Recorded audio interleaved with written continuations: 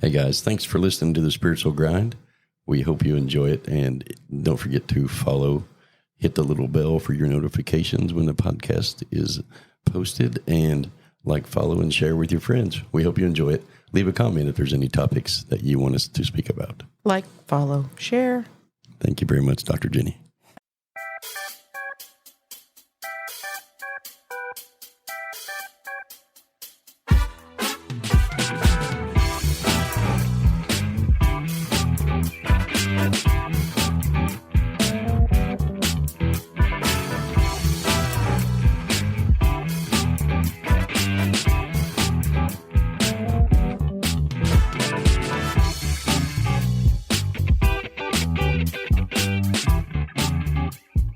Good morning, grinders.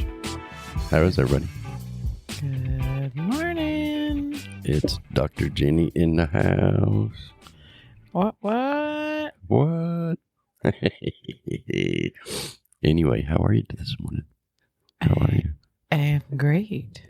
For some reason, my mic's acting a little funny this morning. Let me adjust that and see if that works better.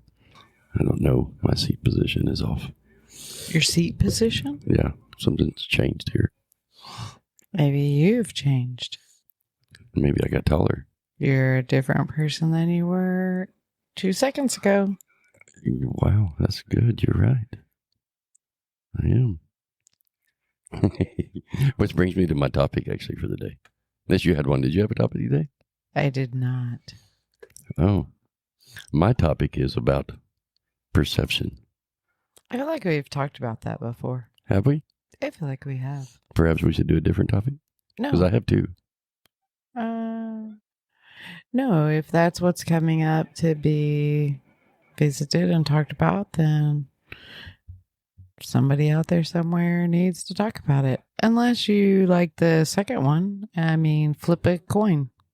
Bink. Well, 2 out of 3. That's an indicator that one of them is where you really want to go. Yeah, it's about, my second topic is what came up on the coin toss, actually. My second topic is about self-guidance. I'm really don't know how to explain it. Okay. When we, as humans, do things in our world, and you have other people around you, everybody does things a little different. Yeah. And that is all based upon your belief systems and everything else. We kind of touched on this topic the other day. Yeah.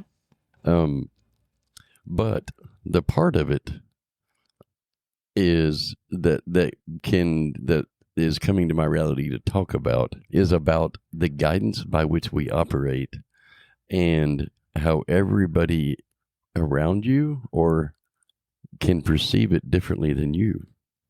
And what I mean by that is, take, for example, a crime scene. You have 4 witnesses to a crime scene. All 4 of those witnesses, and this is like proven facts, all 4 of these witnesses will give completely different statements about what they just witnessed. Of course. And so when we look at our guidance system through that, what creates our guidance system through life is our past beliefs, patterns, and programs. And like this morning in our coffee talk between you and I, we were there's a little thing that I go by. I call it the Webster rule. And when we come across something in our reality, we acknowledge it, then we define it, and then we decide whether or not to use it or not. And when we come across things that you define differently than others, it makes you question your own guidance system. Not always. It does me. That's what I'm saying. It makes me question, okay, am I doing this wrong? Is my process wrong? Well, and that's definitely a trip up point in the mechanism. Yeah. Is that just because it makes you look at it differently than everybody else doesn't mean that you're doing it right or wrong. Okay. I think that's why I always talk about how it's somewhat important to come away from that right or wrong template, Yeah. especially when you're talking about how you're going about things, because there's not really, I say this very gingerly, there's not really a right or wrong way to go about it. What's the ginger has that to do with it? Because the ginger part of it would be, I'm not implying by any means that you go out and kill someone. You still have a jurisdictional construct and laws that you agreed to play in when you came to this life, this planet, this moment in time, and you agreed to figure your shit out within this construct as a contractual agreement. Agreed. So there is a formidable right or wrong when you're talking about that, but there's a rabbit hole, not necessarily right or wrong at all. And the concept of the big wide multiverse kind of thing. Okay. Please elaborate. You're the rabbit hole featurer. I do enjoy a good rabbit hole. Well, I mean, it goes back to, if you understand the construct of the whole mechanism of the multiverse and the different dimensions, realities, etc., even murder has its place, because in the rabbit hole, the two individuals, or three or four, whatever, that were involved in that act did it because each individual wanted to experience their character role within that part of the play for their own evolution and growth. Okay. And so even murder, as the politically correct society would deem inappropriate or wrong behavior, Yeah. has its place in the multiverse, because even though society views that as a heinous crime that's wrong, there is still growth and development that comes from being the murderer, the murderee, the witnesses, the family of. Yeah. They each have the things that they wanted to experience that cause a level of growth and evolution along this particular lifetime for them. Yes. So in the rabbit hole world, there's really not even a right or wrong around those things that traditional society deems right and wrong. I agree. But because we live in this reality and in this time space continuum with the rules and laws that we've agreed to play by, so to speak, it is a right or wrong situation when you're talking about the heinous crimes of murder and what have you. But we agreed to Participate in go on that journey and participate in how to evolve and grow with that noise around us. And that's actually a very good way to explain some things that a lot of people don't understand in their life. You use the murder as an example. And there are many serial killers out there that can't tell you why they did what they did. They just tell you what they did. And there are many people that go through situations in life that can't identify why they did what they did. Right. And that happens a lot. Some people in some different religious groups, or even just groups of people, they call it like fate. They call it all this other stuff, but they really deep inside don't understand what that means. No, most people don't, because they don't take the time to really look at it and then listen. Right. And it's just a guidance system. It can be human backed. It can be contractual backed. It could be just part of your, so to speak, lack of a better word, script here on earth. Right. and it gives And you so a higher it takes away justification. the whole thing of, like, I say often, it's not that any of this is happening to you. Yeah. It's all happening for you, because essentially you decided what this play Looks like.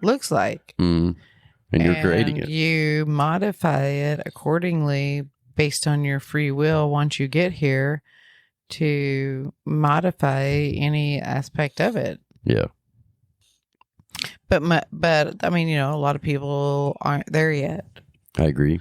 And that's what the metaphysical spiritual community tends to call, thinning of the veil, or going through the awakening process.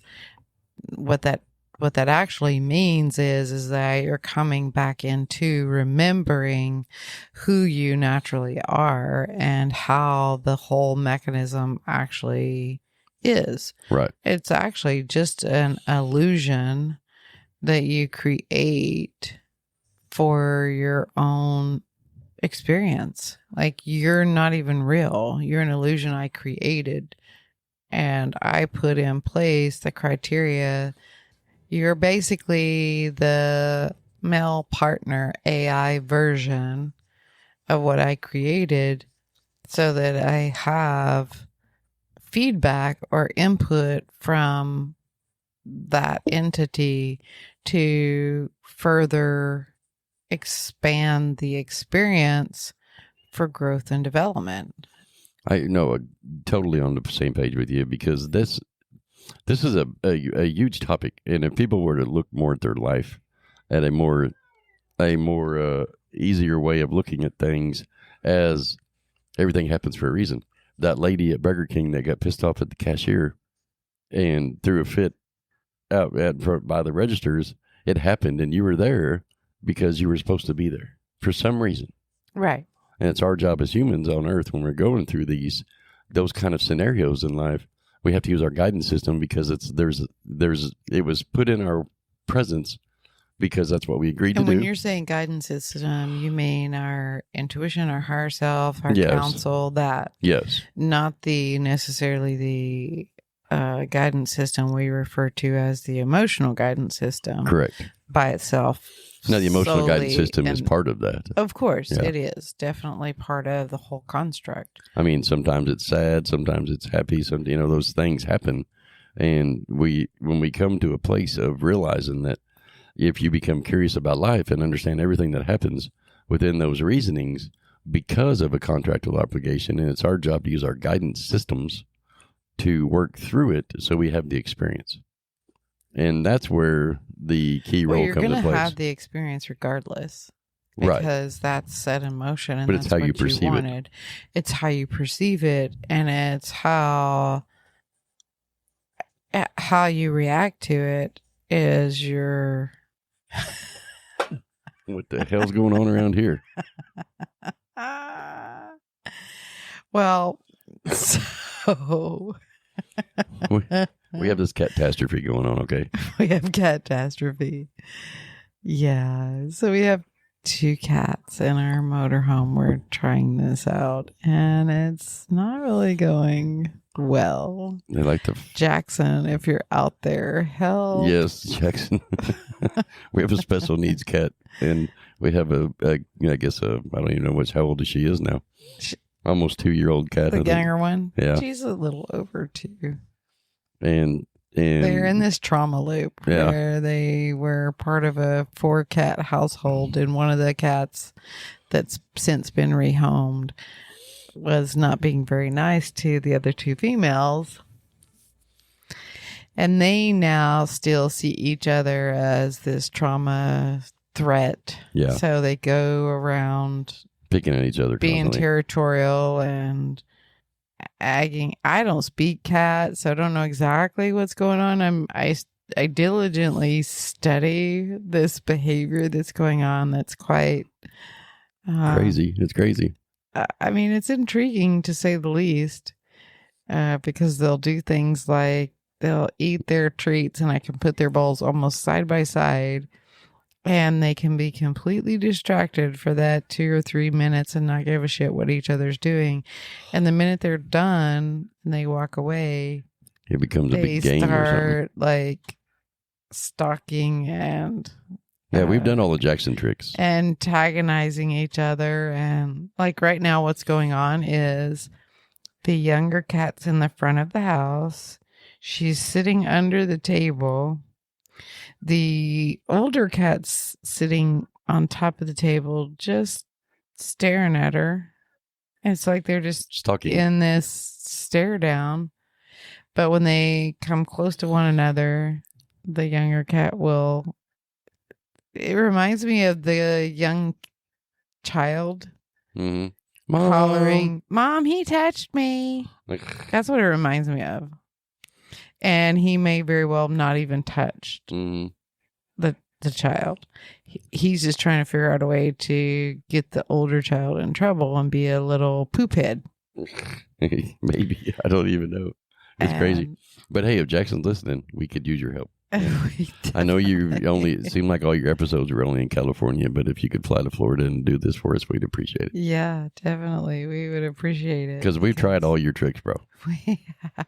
We've tried to play. We've tried in a positive behavior modification trial again, where we take a high value treat.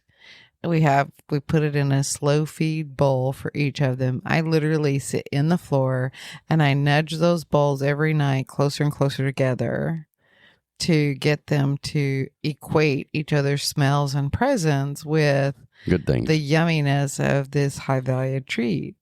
Yes. And I mean, that's currently what we're trying. Yeah, and including the play and all that stuff. And right. Like we wore them both smooth out, and they went right to it as soon as we got done playing. As soon as we got done playing, it's just crazy. They went right back to their. They're not using their guidance system very well. They're not, and they're not dealing with their own shit. They need some cat counseling. They need something. Good grief, Almighty. Yeah, or else somebody needs to teach me how to speak meow. Yeah. And so it's a foreign language that neither one of us is very good at. Yeah, that's for sure. I'm not even sure, honestly, that the older cat even knows that she is a cat, and I don't even know if she knows how to speak meow. Honestly. Well, no, like I was watching Willow in the back this morning when she was on the floor in the corner by the corner of the bed, and Plumley was up on top of the bed, and literally Willow was on the floor in the defensive position, blinking her butt off. Yeah, supposedly the premise is that when cats do the slow blink, that's like waving the white flag, and it's like, okay, we're friends, everything's cool, like, yeah, no threat. And Plumley just looks at that. Yeah, she doesn't know idea what it means. Plumley's the older cat that maybe we need to start blinking at her. We've been told by the vets has some neurological issues. Feline vestibularitis. Like she's not just that. Yeah, and there was something else that they diagnosed her with. She's wired differently for sure. And she just looks at that, and I don't even know if she knows what that means. She was literally raised by humans. I found her when her eyes were still just barely coming open. And then her brother was a pet rabbit. So she only speaks rabbit, I think. So she thinks she's a rabbit. Confused as hell, honestly. Like she doesn't know what she is. Is she human? Is she cat? Is she? I know what she is she's fat. She is. She's a pink-bellied fat cat. Right, but in her defense, you do give a lot of candy bar treats. I do. We call treats candy bars. Yes. You do give a lot. And she is in the process of just having to find a way to stalk this poor little cat down here that's just rolled up by a... Yeah, to the point where we've completely derailed our podcast topic. And because they're not using their guidance system, so let's roll it back in, shall we? Right. And maybe it's a contractual obligation for them. And maybe it is. And maybe we're reading it totally wrong. I will say this, though, that it has gotten a little better, because I noticed they're not just instantly hissing at each other now. Yeah.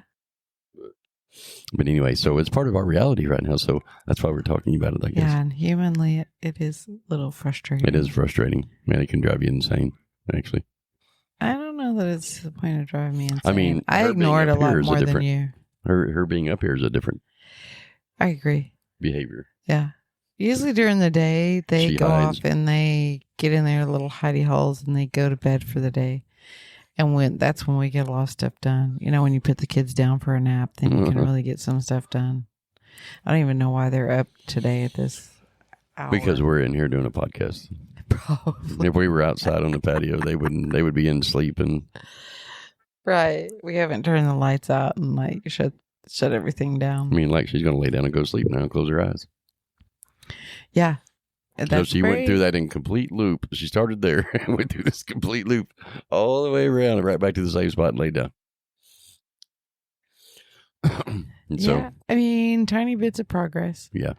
But anyway, so back to the topic. You know, we have, I have been going through this thing of kind of reworking some guidance system stuff. Okay. And you know, we discussed it a little bit this morning because I got caught in this loop of when we were going through this exposure and not feeling well. You know, I started to experience stuff like that I never experienced before. I normally have the memory like you wouldn't believe.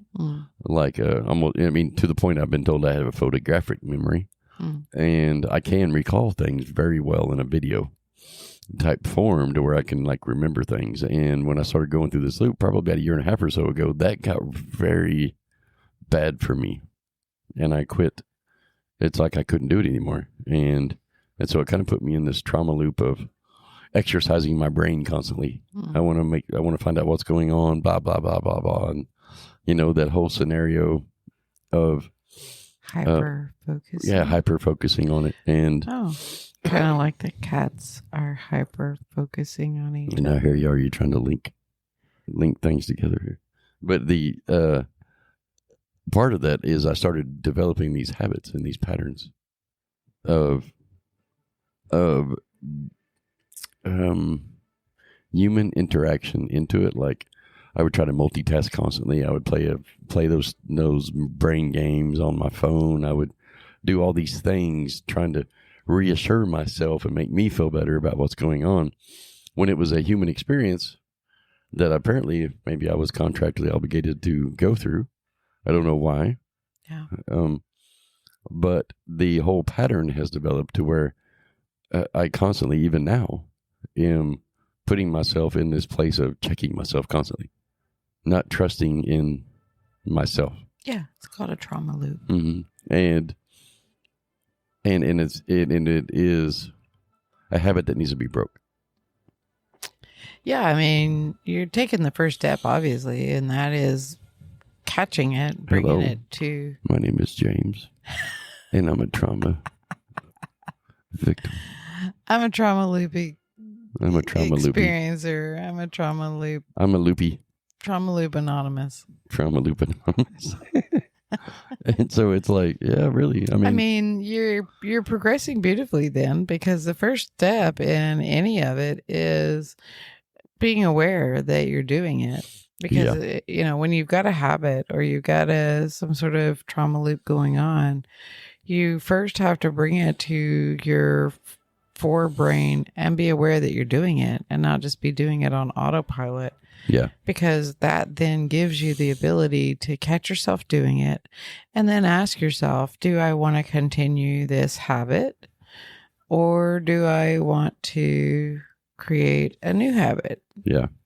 And, you know, and I do realize that the best, you know, because we do everything historically off beliefs and patterns and programs. And I follow the Dr. Phil statement of the best predictor of future behavior is past behavior. And so, and how you create is you create new history, and you create it in different ways. And taking that first step of create the new history, which creates a new pattern, then you start rolling into the fact of your human habits change because you've created new patterns. Okay. And if I'll you let you have that one. Okay, so if you would you like to elaborate on that? Oh no, topic? it's a rabbit hole, and I feel like too many rabbit holes puts everybody's brain on If we keep this up, Walmart's going to run out of carrots.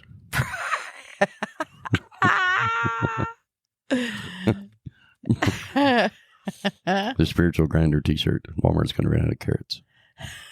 But we do have merchandise coming. yeah, And some of it's related to the rabbit hole and the carrot sandwich. I did make some T-shirt illustrations based on that. Yeah. For sure. So yeah. It's some stuff coming your way. The whole point of all of that, this, I guess, this conversation for me was bringing to the forefront that I have to realize and accept that I am not only in a pattern based off a event, but I'm also in a healing pattern now.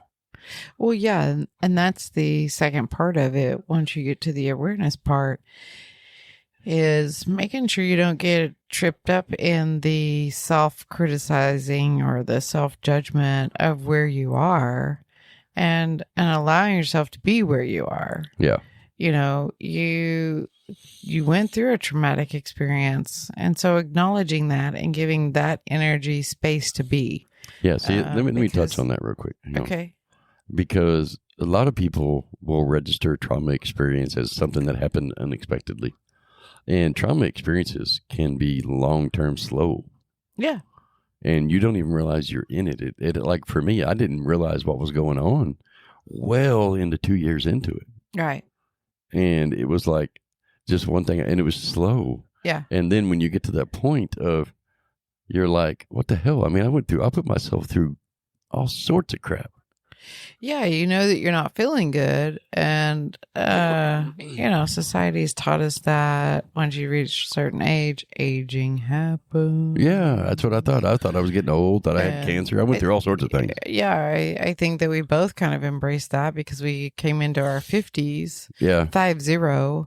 And that's all you hear sometimes about the negative Nancy's and the naysayers is, oh, God, you've hit the big 50. Expect everything to fall and malfunction and do all this negative shit.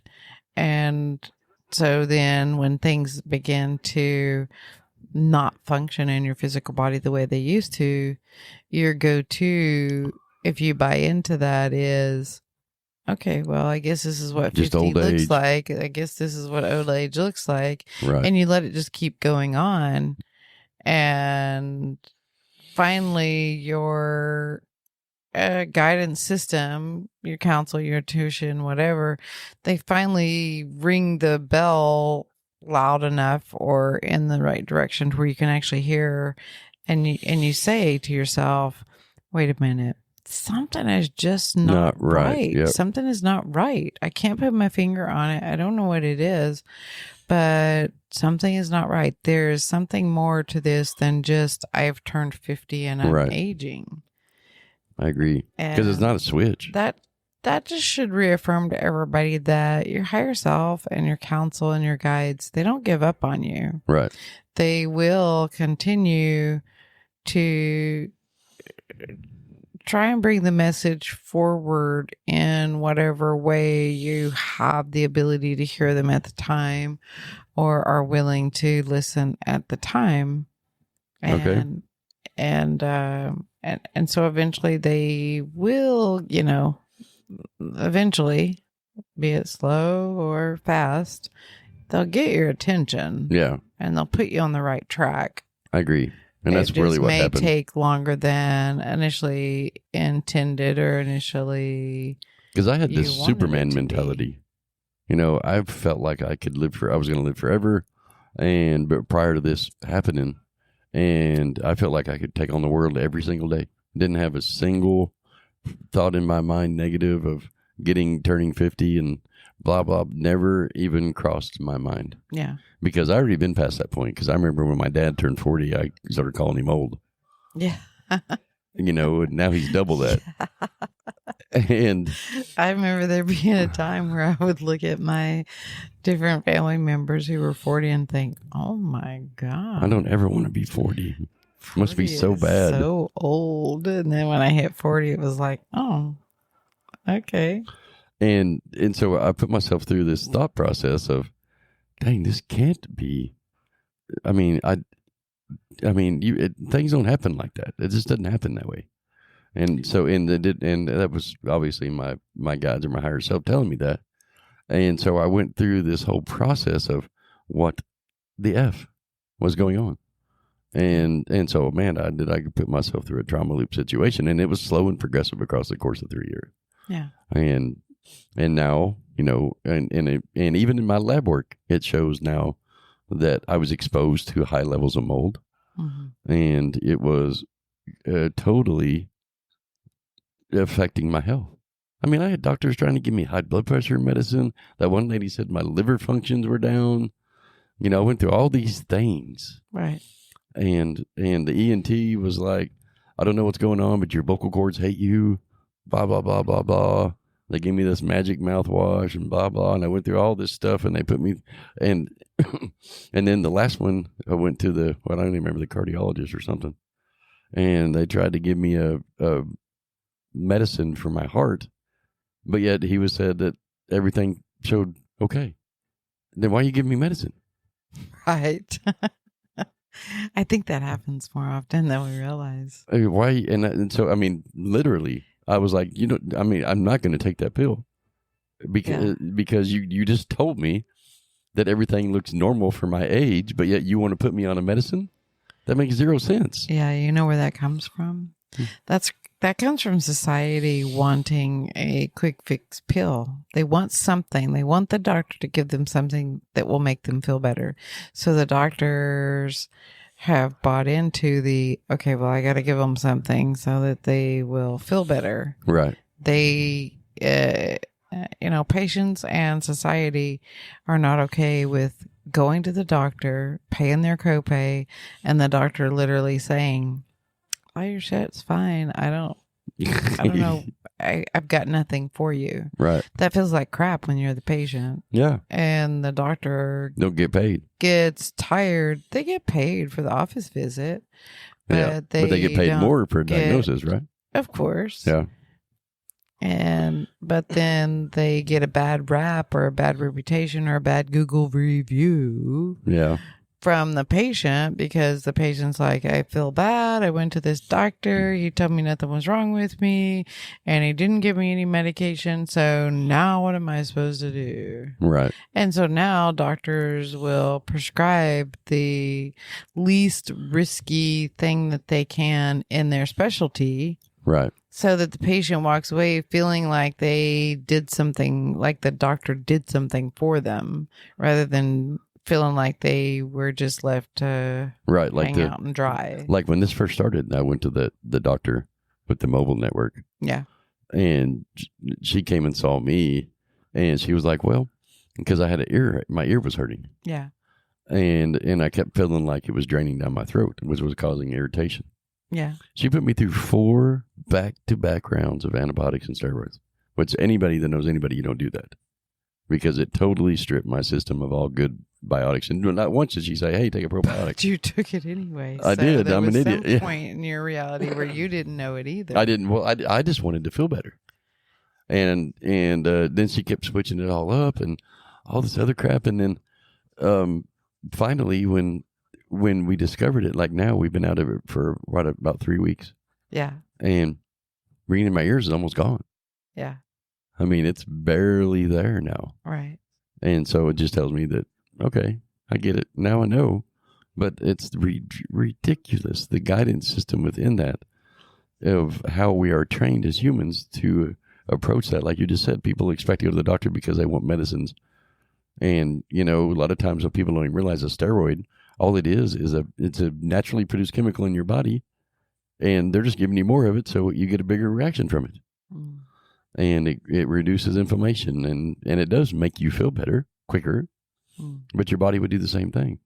Like them wanting to put me on this high blood pressure medicine. Why? My blood pressure now is 110/70. You can't beat that. Yeah. Yeah. I mean, that's a really good blood pressure. Most people are not those kind of patients where they say, And I took it for a couple of days, but man, it made me feel like crap. Well, yeah, because your body doesn't need it. Yeah. Doesn't need it at all. That's your body communicating to you. I mean, I think the premise is that I would like to hand out as a healer, teacher, guidance, doctor, myself, is you have to be your own advocate. It's just really important to create that conversation with your body, Right. and learn what your body's trying to tell you, and listen in and listen to your guidance. Right. Like, get in tune with your intuition, get in tune with the conversations that your higher self's trying to have. If you are truly wanting to get to a place where you are creating your own reality, it is a vital must that you formulate that language between your higher self and your guides, and between your physical body. I agree. Like, you have to have that communication, and you've got to listen when your body's trying to tell you something, and ask it questions, and then listen for the answers. I agree. Totally. And the agree noise of the world around us tends to keep people distracted from doing that anymore. And that's the difference between our ancestors and the way that we live now, is that they had a lot less noise, and they were more in tune to their physical body and their spiritual body and their energetic body.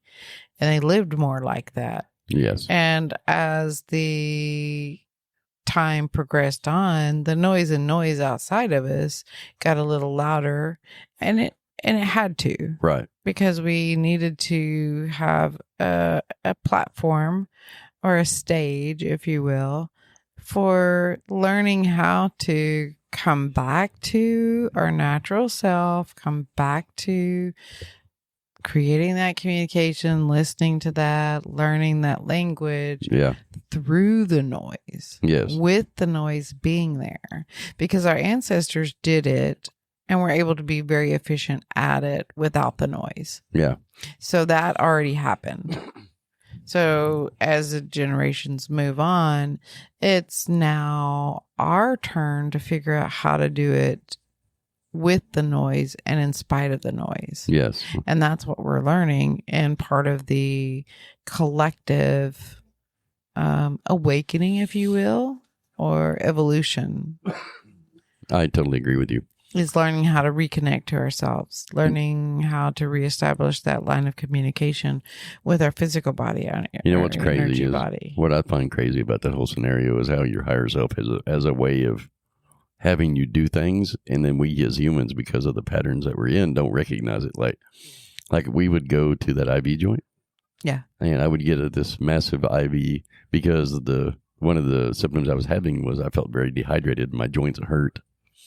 And we would go get IV and sit on the oxygen bar, not realizing that the reason why my higher self was directing me there is because it was rehydrating my joints, and I was sitting on oxygen for an hour, and because I was inhaling bad stuff.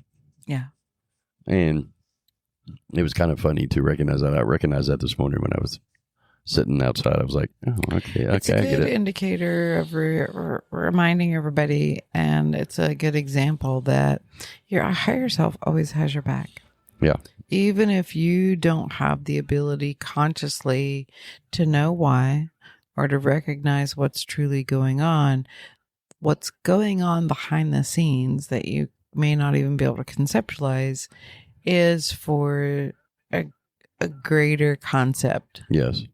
And it's always for the benefit of your greatest good. Always. That's why totally. I recommend starting to change what comes out of your mouth. This is not happening to me. It's happening like you're for a victim. Me. Right. Yeah. This is happening for me.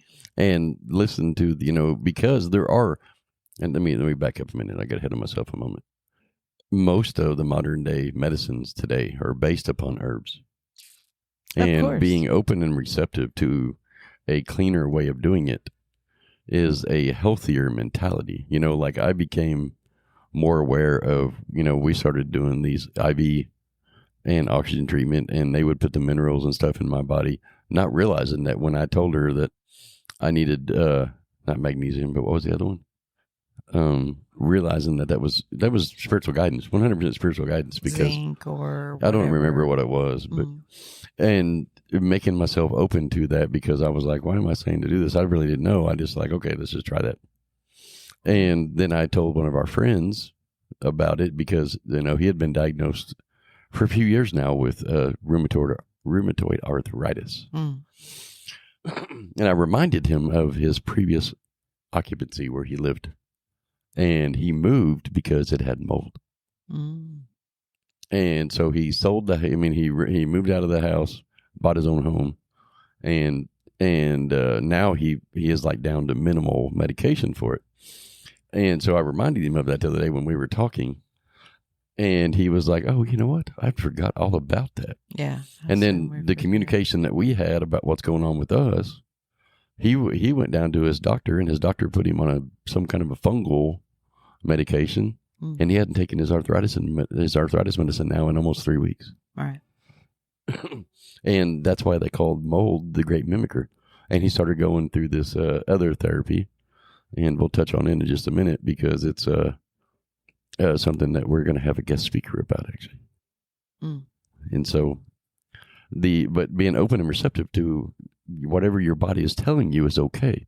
Like, I didn't take the blood pressure medicine because of I went through the pattern process and my guidance system to go to the doctor, but I knew it didn't feel right, that they were trying to give me how all of a sudden do I just end up with high blood pressure?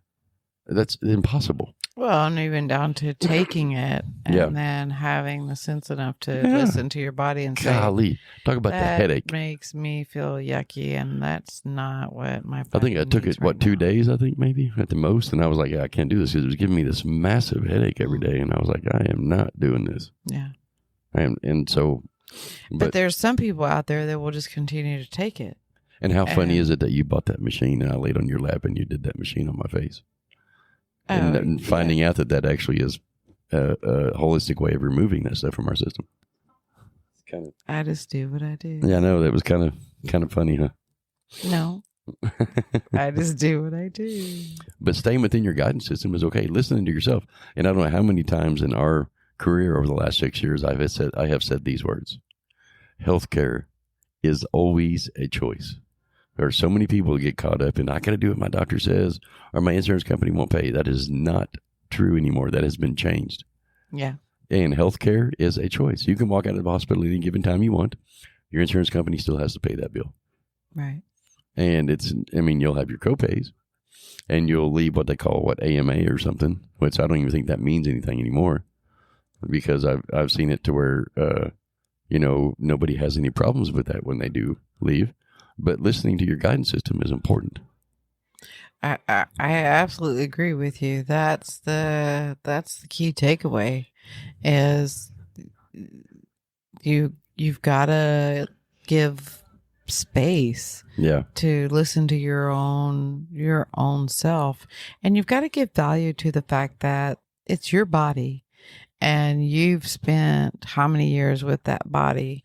And going to a doctor that you see once a month or twice a month or even once a week that's only been with you for a couple of years, you don't have to do every single thing that they say to do if it's not resonating with you. Get a second opinion or whatever.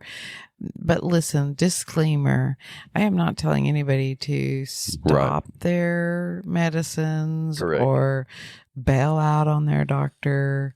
I literally wrote an article and I'm just trying to decide which medical magazine I want to publish in of the importance of coexistence of modern medicine and holistic, non-invasive medicine and healing modalities.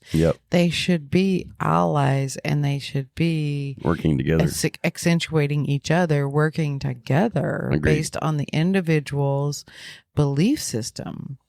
That's where you're going to get true healing. That's where you're going to get 100% feedback, is if you figure out what your patient's beliefs are around the topic or the diagnosis, and then you create a regimen that is a la carte, basically, based on what the beliefs of that person are. 100%.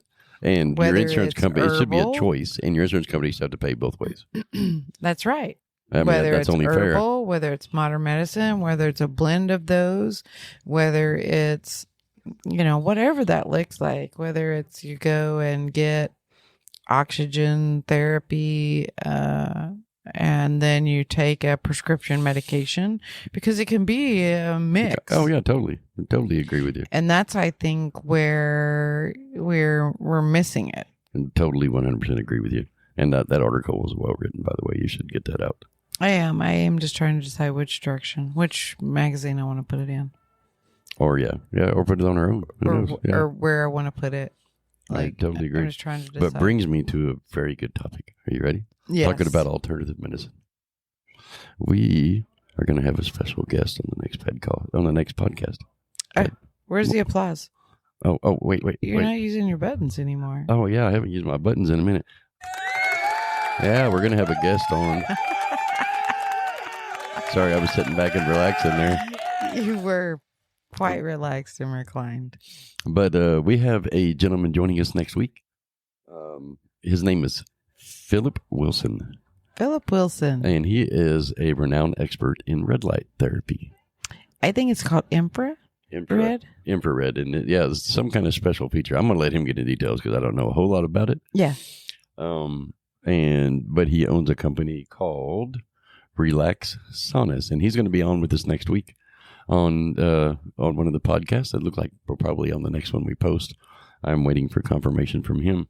And where's his facility located? He has them all over the country. It's mobile. I see. But he is a expert in that therapy treatments, and he reached out to us about when we dedicated our podcast to the mold toxicity syndrome and trying to help people. He reached out to us and wanted to interject his knowledge into how the benefits of red light therapy can help with toxicity. And with any toxicity is the way he made it stand. But I'll let him talk about it more. But y'all can check him out on the web. He is on multiple sites. On Facebook, it's called Relax Sauna on Facebook. His website is relaxsaunas.com. And his YouTube is Relax Saunas. And he puts out a lot of information on it. His bio is quite elaborate. He's been doing this for 26 years after... sorry, I got a cat interfering right here. And check him out online before he comes, and I'm going to put all of his links into our description. I will send that to the editor so she can do that. Yeah. And in the description of this podcast and the one next week, and so y'all can check him out before you listen. Once again, his name is Philip Wilson, and he is an alternative medicine expert. Yeah, definitely. And always feel free to reach out to us, just like you did, if you want to be a guest on the show and bring your topic in, or if you're not quite ready for that and you want us to still conversate about your issue, your topic, your curiosity, whatever it is, there's no rules. We will literally talk about anything. Yes. I love anything spiritually. I mean, depends. We just talked about our cats for 30 minutes. I feel like we kind of talk about anything, honestly. We really do. Yeah. Whether it be it just brings up daily topics for those spiritual grinders or whatever. I totally agree. And hey, another thing, Dr. Jenny's book is out. Scripted from Within. It is. It's on Amazon and Kindle. I'm still working on the Audible setup for the audiobook. Yeah, there is one thing I noticed that when I ordered my author copies, it didn't print with the page numbers, but the page numbers are uploaded in there. So if you're finding that yours don't have page numbers either, let us know. Yeah, send us an email. There's some sort of weird glitch. The page numbers are in the manuscript and they're uploaded in the thing, but for some reason it printed without them. I don't know if I had it the wrong color on them. Maybe I need to look at that. Maybe I need to look at the color of the page number. Yeah, because the books that I got, the one that I looked at, it didn't have any page numbers. So sorry about that if it prints just that way. Just take you a pencil and write them in. I mean, there's documentation. This is on a there. group interaction book. Yeah, this is We're what it going is. to write it together. Hey, and we're working on our merch store called the Salty Tarot. Yeah. I'm hoping to have it ready and up and running by Monday. I was hoping to have it last Monday, but man, there's a lot more to that than I realized. Yeah. Getting an e-commerce store up is not the easiest thing to do. It definitely has multiple steps, very intricate. Yeah, especially if you're going to sell internationally, because all the tax rates and all that stuff. Yeah. And the shipping costs, you have to make sure that your shippers are in there right. Otherwise, you can totally screw yourself and end up having to pay for somebody's stuff. Yeah. We're trying to get it up and running so that people have a place to shop for Christmas. Yeah, totally. She had it on her arm and was playing with it. She it. put it with a bracelet. Yeah. But anyway. Trying to get everything loaded up and ready so that people have Christmas gift options in the metaphysical world. Because there ain't that many stores out there online. I've seen a few, but not many. There's quite a few out there, but I feel like our goal is to provide not only the traditional things, stones, sage, the traditional things that are on a metaphysical store, but we've got our different merchandise that we've created that brings kind of a unique twist to it and give you some new stuff to kind of play with. Be looking forward to the Salty Tarot Oracle cards. Yeah. Did some Oracle cards, working on the tarot cards now. The Oracle cards are shit that your spirit guides wanted to say. Meant to say. And so it's going to be the shit your guides meant to say. Yeah, it's good. And so it's funny. It's a funny rendition. It's a funny rendition. It's a good way to have a little kind of joyous time. It's against the total normal grain of the spiritual world. Right. Yeah, definitely. To where everything's love and light and kindness and goodness. And And the reality is we like to repeat things and our spirit guys get irritated at us. I mean, not only spirit guys, but I mean, as a healer, there's days where I'm like, I have a client, they come to me with their issue. I give them techniques to try and homework. They do none of it, but they're back again the next week whining with the same thing. about the same crap. Yep. And there's times where I want to look at them and say, okay. You didn't do your homework. Well, if you're not going to do the homework and you're not going to do what I recommended you doing, you're not even at least going to try it. Right. Then why are you back in my office? Right.